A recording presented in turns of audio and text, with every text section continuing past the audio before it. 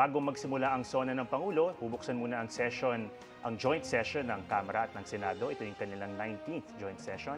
At mula doon ay pwede na nating marinig itong inaasahan natin at kinasasabikang third State of the Nation address ni Pangulong Bongbong Marcos.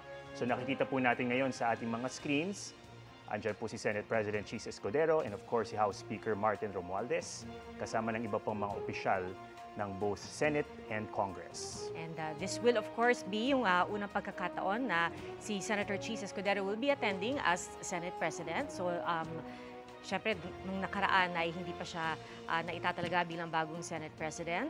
At gaya rin ng nabanggit kanina ni Maris, marami ang miyembro ng diplomatic corps, almost 50 ambassadors in attendance. So I guess we will be expecting atom na kung ano yung sasabihin talaga ng Pangulo tungkol sa diplomatic relations, especially since kahapon sinabi ng DFA na nagkaroon ng bagong agreement sa pagitan ng Pilipinas at ng China tungkol sa rotation and resupply mission sa BRP Sierra Madre. In fact, ang pinaka-interesting siguro kung ano ang babanggitin ng Pangulo tungkol sa ating kasalukuyang struggles o sigalot sa West Philippine Sea.